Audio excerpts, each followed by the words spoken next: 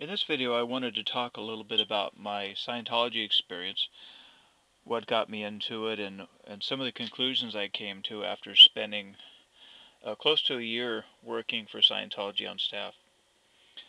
I remember when I first heard about it, it was through a neighbor of mine who was heavily involved with Scientology, and she kept telling me about all the wonderful things that it can do for you, how it can raise your IQ and help you overcome any personal problems you had. And because I was a pretty troubled teenager, it was very appealing, the idea that I could better myself.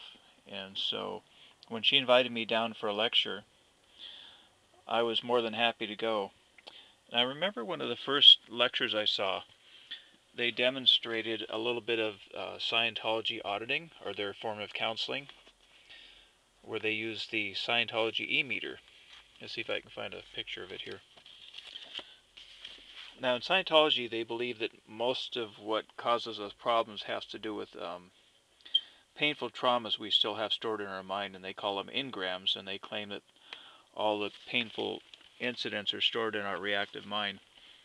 And they claim that through their counseling, or their auditing, where you sit across the table from somebody that's got one of these meters and ask you a series of questions, that they can help you find your true potential.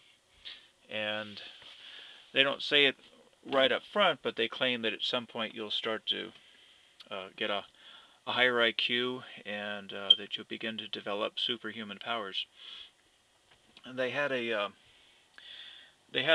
guess you could say, let me see if I can bring this down where you can see it. They have what they call the bridge to total freedom, and basically it maps out the progress you hope to make in Scientology when you join. For example, you'd start out down here, at least you would in the older days, with a purification rundown, the TR's Scientology drug rundown, ARC straight wire, grade 0, grade 1, and hopefully you'd eventually go up to what they call clear. And that's when you reach a state of mind where they claim that you'll no longer be affected by any of the incidents stored in your reactive mind. Now, I remember how exciting it was in the initial stages, because you're in this large classroom setting with all these different people, and you're all sort of working toward the same goal, and it was kind of exciting, and it was fun. And I remember at least some parts of it were like the communications course, and I don't know, sometimes we did have some fun there. But what really started to bother me was when I was working on staff, a lady friend that I worked with, she received a great inheritance from a relative, and because she wanted to reach a level of clear as much as I did, she decided to give a good part of her inheritance to Scientology in exchange for some of the auditing that would help her reach the level of clear. And I remember after she'd gone through quite a few hours of the auditing, she had written a success story about how she was now able to leave her body anytime she wants to, thanks to Scientology auditing. And they hung her success story in the hallway of the Scientology mission that I worked at. And when I read that, I was really curious about it. I thought, wow, that's fascinating. If she can really do that, that's just amazing. And so one day I'm walking down the hallway, and I see her, and I asked her about it, and she told me, yeah, I'm able to leave my body now anytime I want.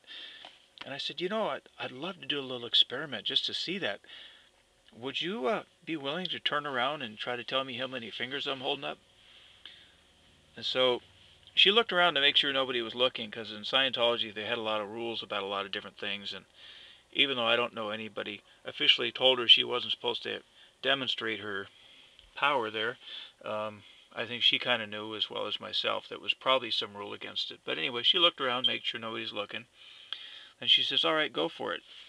So I hold up my fingers, and we tried 3 times in a row, and she could not tell me how many fingers I was holding up.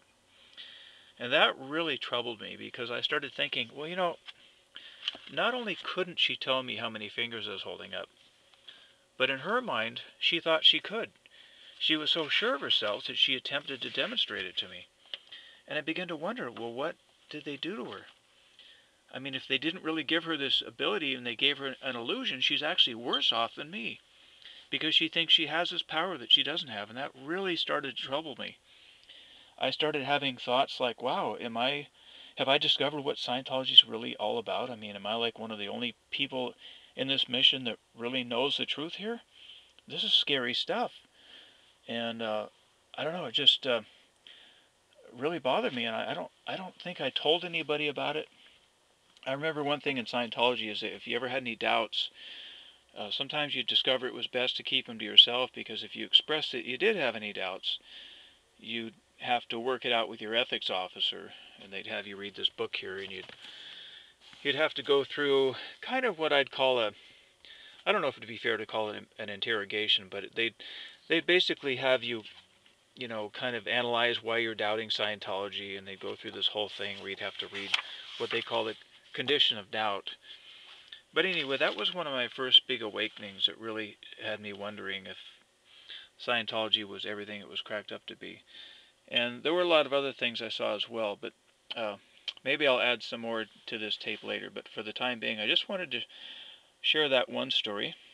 So thanks for listening.